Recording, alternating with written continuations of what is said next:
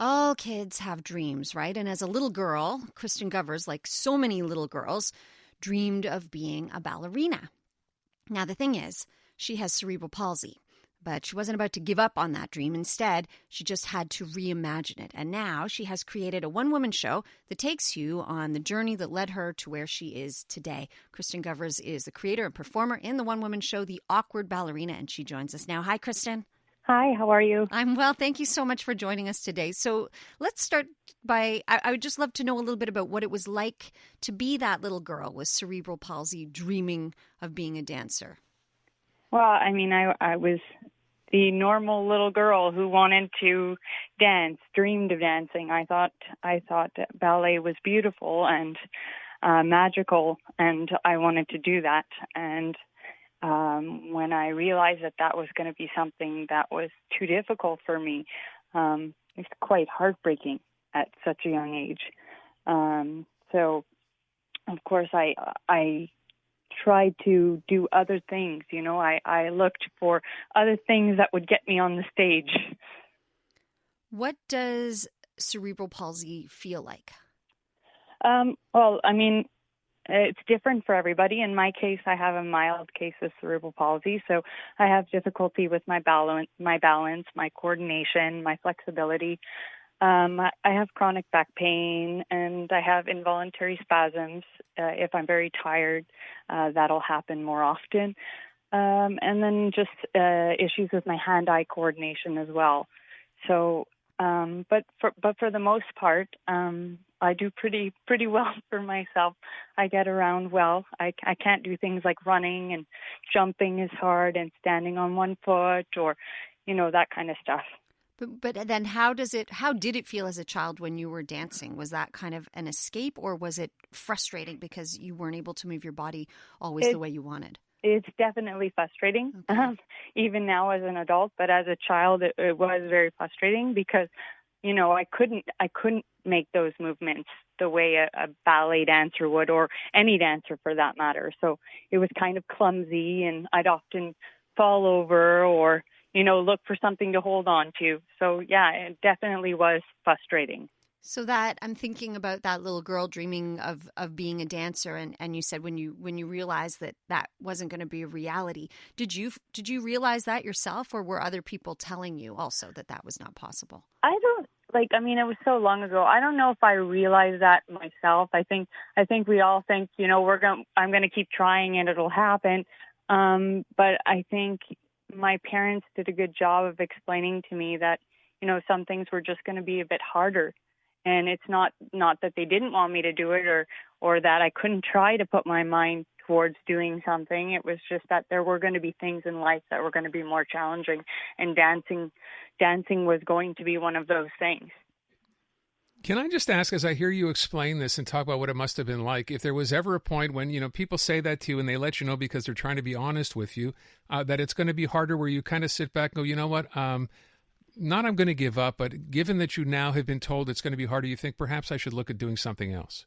Yeah, definitely. I mean, and that's what I did. In turn, I always loved the idea of being on stage. I loved the idea of bright lights and audience members. And so then as I got older, I got involved in choir, and I got involved in musical theater, and I did some French theater, and that kind of filled that void.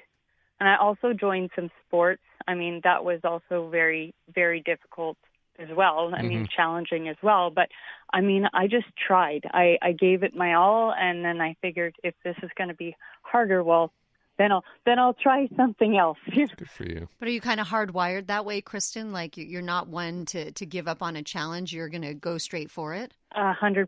I've done things that maybe I shouldn't have done and got injured in the process because I figured, hey, why not? You're not going to tell me I can't do it. I'm going to try.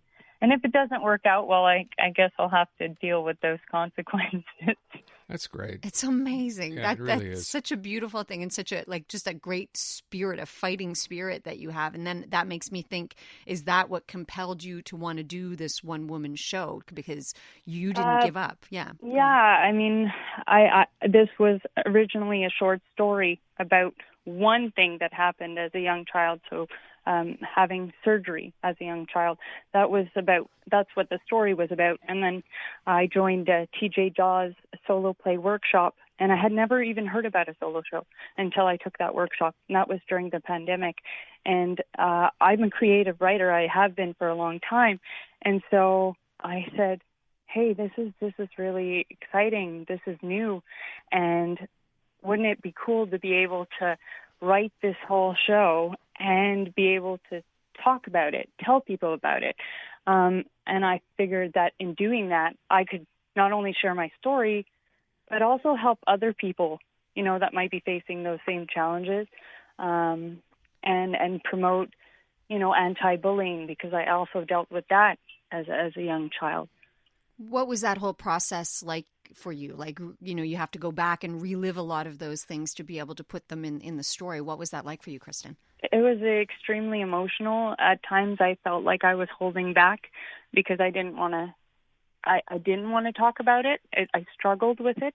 And maybe I left certain things out at certain points. And then when I went back to do the edit, I guess, with the help of TJ, who's my dramaturge and director, with the help of TJ, I kind of opened up and realized that the story was important.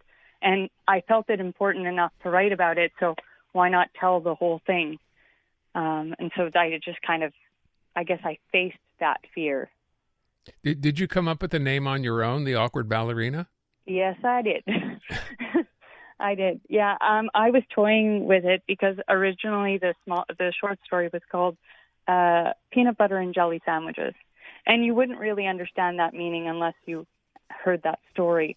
And one thing I learned from TJ's workshop is your title should represent what your story's about.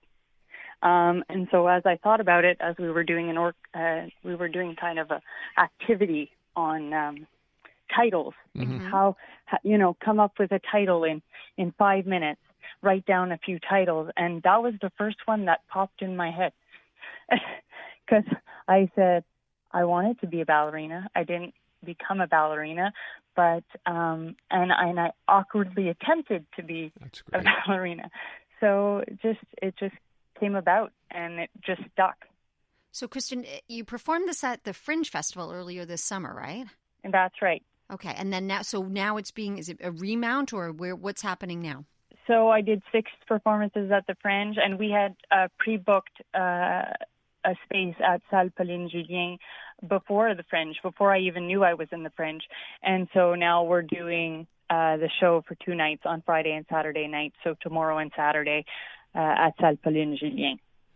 It's a wonderful story. I mean, I love, when Natasha asked this idea of, have you always been this way? And the answer, yeah, you're not going to hold me down. I think it's obviously an incredible achievement for you, and want to wish you just the best, because this is it's such a nice story to hear. And we invite people to go out there and actually get involved in this too, if they can, right? How can people get tickets? So you can follow me on my Facebook page, which is 2 Left Feet Productions Montreal, or on Instagram at 2 Left Feet Productions Montreal. All the information to the show, all the information about the show and why I'm doing it is there, as well as the ticket link and a QR code, so people can go directly there and purchase tickets. 2 Left Feet Productions Montreal, MTL. When people go to see the show, I'm sure they have a very big response to it. I know it was a big success at the Fringe Festival. What are you hoping that people walk away thinking about or having learned from your show? I'm just hoping that people that might have faced those challenges or similar challenges feel a little lighter, that people that say things sometimes might go back and think, maybe I shouldn't have said that, did that, maybe that bothered that person, or people that don't understand what cerebral palsy is. That's a question I get very often, what is cerebral palsy? And I think that for me is one of the biggest. So many people don't know what it is, surprisingly, and I'm hoping that from this show they take something and understand it a little bit better. And that people are just a little bit kinder. I think we need that in the world. We do. Amen. Thank you for helping us be a little kinder. Congratulations, KRISTIN, thank you so much. Thank you so much, Best guys. of luck to you.